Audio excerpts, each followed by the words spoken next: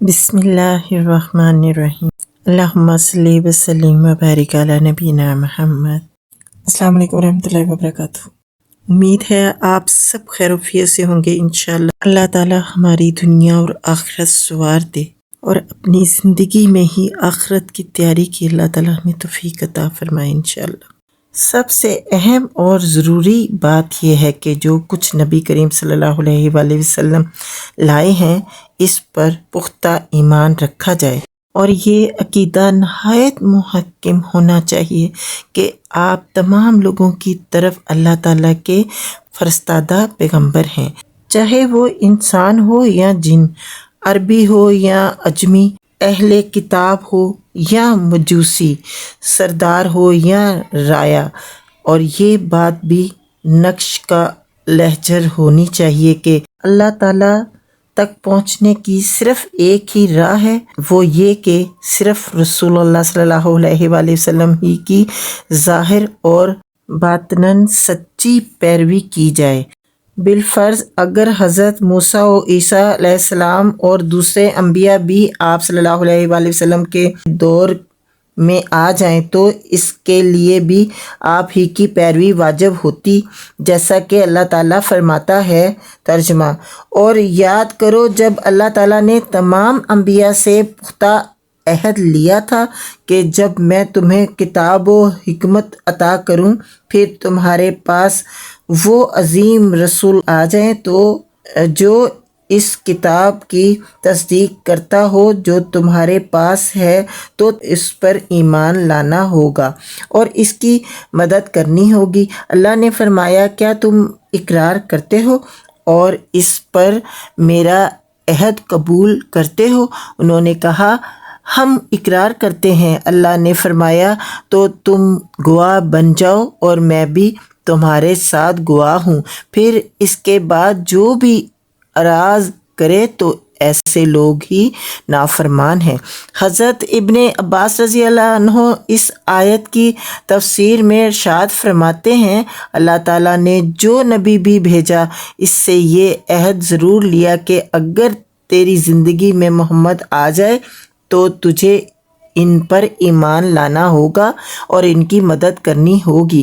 اسی طرح اللہ تعالیٰ نے ہر نبی کو حکم دیا کہ وہ اپنی امت سے پختہ عہد لے کہ اگر ان کی زندگی میں حضرت محمد صلی اللہ علیہ وآلہ وسلم تشریف لے آئیں تو وہ آپ پر ایمان لائیں گے اور آپ کی مدد کریں گے۔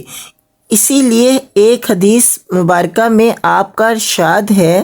ترجمہ: اگر حضرت موسیٰ علیہ السلام بھی تم میں موجود ہوتے تو انہیں بھی میری پیروی کے سوا کوئی چارہ کار نہ ہوتا۔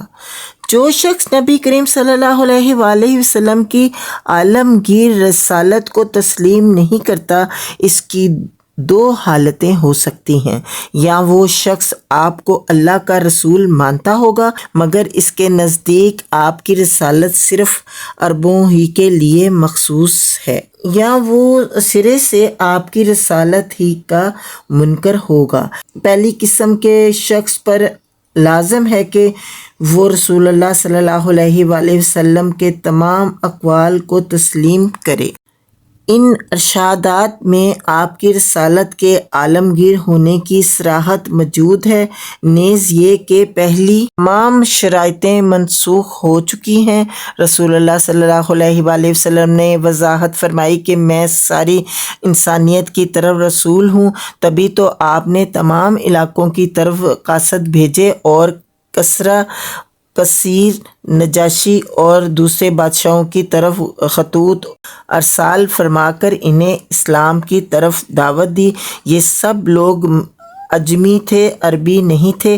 مزید یہ کہ آپ نے ان تمام لوگوں سے لڑائیاں لڑیں جنہوں نے اسلام قبول نہ کیا، چاہے وہ مشرک تھے یا اہل کتاب۔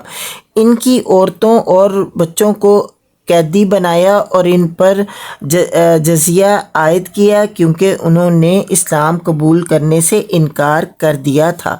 باقی رہی یہ بات کہ کوئی شخص رسول پر ایمان تو لائے مگر اس کی تمام باتوں کی تصدیق نہ کرے تو یہ تناقض اور ضد ہے۔ دوسری قسم کا شخص جو سرے سے حضرت محمد صلی اللہ علیہ وآلہ وسلم کو رسول ہی تسلیم نہیں کرتا تو یہ اس کی ضد ہے، کیونکہ آپ کی رسالت پر قطعی دلائل قائم ہو چکے ہیں۔ قرآن ہمیشہ سے تمام انسانوں اور جنوں کو چیلنج کرتا آ رہا ہے کہ اگر تمہیں شک ہے تو مقابلہ کرو، لہٰذا آپ کی رسالت کا انکار کرنے والے کے لیے ضروری ہے کہ یا تو وہ آپ کے قرآنی معجزات کا مقابلہ کرے یا پھر آپ کی رسالت کو تسلیم کرے۔ اگر وہ آپ کو رسول مان لیں تو اسے آپ صلی اللہ علیہ وآلہ وسلم کے تمام فرامین کو تسلیم کرنا ہوگا، اور اگر کوئی ضد اور مخالفت کرتے ہوئے قرآن کے مقابلے پر اتر آئے تو وہ لازماً ذلیل ہوگا اور مقابلہ نہ کر سکے گا، کیونکہ بڑے بڑے وسیع و بلیغ مقابلے سے عاجز آ چکے ہیں جو اصل عرب تھے، بس دوسرے لوگ تو اس سے بھی بڑھ کر قاصر و عاجز ہو گئے، کیونکہ قرآن قیامت تک کے لیے قائم اور جاری رہنے والا معجزہ ہے۔ لہٰذا سب لوگوں کے لیے ضروری ہے کہ وہ قرآن پر ایمان لائیں، اس پر عمل کریں اور اسی سے فیصلہ صادر کرائیں انشاءاللہ۔ قرآن حکیم میں صراحت ہے کہ حضرت محمد صلی اللہ علیہ وآلہ وسلم سب لوگوں کی طرف اللہ کے رسول اور آخری نبی کی حیثیت سے بھیجے گئے ہیں۔ فرمانے باری تعالیٰ ہے، ترجمہ: کہہ دیجئے اے لوگو، بے شک میں تم سب کی طرف اللہ کا رسول ہوں، جس کے لیے آسمانوں اور زمینوں کی بادشاہی ہے، اس کے سوا کوئی معبود برحق نہیں، وہی زندگی اور موت دینے والا ہے، لہٰذا تم اللہ پر اور اس کے رسول نبی امی پر ایمان لاؤ جو خود بھی اللہ اور اس کے تمام کلمات پر ایمان رکھتا ہے، اور تم اس نبی کی پیروی کرو تاکہ تم ہدایت پاؤ۔ ایک اور مقام پر فرمایا، تبارک الذی نزل القرآن علی عبدہ لیکون للعالمین نذیر۔ بڑی ہی بابرکت ہے وہ ذات جس نے اپنے بندے پر فرقان قرآن نازل کیا تاکہ وہ سب جہان والوں کے لیے ڈرانے والا، آگاہ کرنے والا بن جائے۔ اور اللہ تعالیٰ اپنے نبی کریم صلی اللہ علیہ وآلہ وسلم کو دعوت و تبلیغ کا حکم دیتے ہوئے فرماتا ہے، وَأُوحِیَ إِلَیَّ هَٰذَا الْقُرْآنُ لِأُنذِرَکُم بِهِ وَمَن بَلَغَ، اور میری طرف یہ قرآن وحی کیا گیا ہے تاکہ میں اس کے ذریعے سے تمہیں اور جس کو یہ پہنچے سب کو ڈراؤں، خبردار کروں۔ یہ الفاظ اس مفہوم میں واضح ہیں کہ آپ کی رسالت ہر اس شخص کے لیے عام ہے جسے قرآن پہنچ چکا ہے۔ اللہ تعالیٰ نے اس بات کی بھی صراحت فرمائی ہے کہ آپ کی رسالت اہل کتاب کے لیے بھی عام ہے۔ فرمان باری تعالیٰ ہے، وَقُل لِّلَّذِينَ أُوتُوا الْكِتَابَ وَالْأُمِّيِّينَ أَأَسْلَمْتُمْ فَإِنْ أَسْلَمُوا فَقَدِ اهْتَدَوْا وَإِنْ تَوَلَّوْا فَإِنَّمَا عَلَيْكَ الْبَلَاغُ وَاللَّهُ بَصِيرٌ بِالْعِبَادِ۔ ترجمہ: اور اے نبی، آپ ان اہل کتاب اور ان پڑھ لوگوں سے پوچھیں، کیا تم اسلام لاتے ہو؟ پھر اگر وہ اسلام قبول کر لیں تو ہدایت پا جائیں گے، اور اگر اعراض کریں تو آپ کو گھبرانے کی ضرورت نہیں، آپ کے ذمے تو صرف پیغام پہنچانا ہے، اور اللہ اپنے بندوں کو خوب دیکھنے والا ہے۔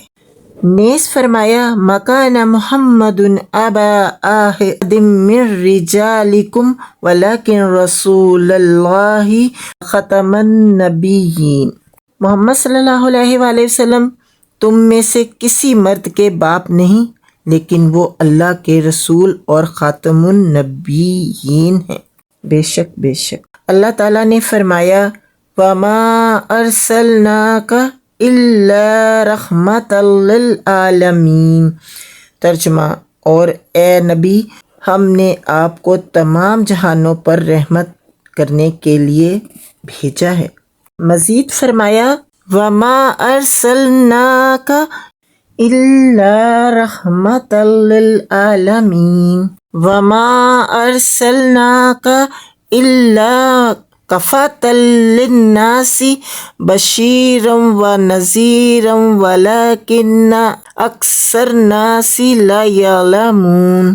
ترجمہ، اور ہم نے آپ کو تمام انسانوں کے لیے خوشخبری دینے والا اور ڈرانے والا، خبردار کرنے والا ہی بنا کر بھیجا ہے، لیکن اکثر لوگ نہیں جانتے۔ رسول اکرم صلی اللہ علیہ وآلہ وسلم نے بھی لوگوں کو یہی تبلیغ فرمائی کہ میں آخری نبی ہوں اور میری رسالت سب کے لیے عام ہے۔ آپ نے فرمایا، ترجمہ، مجھے 5 ایسی خصوصیات عطا کی گئی ہیں جو مجھ سے پہلے کسی نبی کو نہیں دی گئیں۔ ان میں سے ایک خصوصیت آپ نے یہ بیان فرمائی، پہلے نبی کو صرف اس کی قوم کی طرف ہی بھیجا جاتا تھا اور مجھے تمام انسانوں کی طرف نبی بنا کر بھیجا گیا ہے۔ بے شک آپ صلی اللہ علیہ وآلہ وسلم نے فرمایا، میری اور مجھ سے پہلے دوسرے انبیاء کی مثال ایسے ہے جیسے ایک آدمی نے بہت خوبصورت اور نہایت دیدہ زیب گھر بنایا، مگر ایک کونے میں ایک اینٹ کی جگہ خالی چھوڑ دی۔ لوگ ارد گرد گھوم گھوم کر گھر کو دیکھتے تھے، اس کی خوبصورتی پر خوش ہوتے تھے اور کہتے تھے، اوہو، یہ اینٹ کیوں نہ لگائی گئی؟ آپ نے فرمایا، میں ہی وہ اینٹ ہوں، وہ میرے ذریعے سے نبیوں کی اس عمارت کو مکمل کر دیا گیا ہے۔ میں آخری نبی ہوں۔ سبحان اللہ۔ بے شک تمام انسانوں اور جنوں کے لیے ہر آنے والے دور اور ہر کام میں قیامت تک کے لیے آپ کی آخری عالمگیر رسالت اس امر کی متقاضی ہے کہ اب نبوت ختم ہو چکی ہے، وحی بند ہو چکی ہے اور شرائط و اطاعت کا مرکز صرف قرآن مجید اور سنت محمدیہ ہی ہے۔ اس امر کا لازمی تقاضا ہے کہ آپ کی عالمگیر رسالت کو تسلیم کیا جائے اور آپ کی شرائط کی پیروی کی جائے۔ آپ صلی اللہ علیہ وآلہ وسلم کا فرمان ہے، ترجمہ، قسم اس کی جس کے ہاتھ میں محمد کی جان ہے، اب اس امت میں جو بھی یہودی یا عیسائی میری نبوت کے بارے میں سن لے پھر میری رسالت اور شرائط پر ایمان لائے بغیر مر جائے، وہ جہنم میں جائے گا۔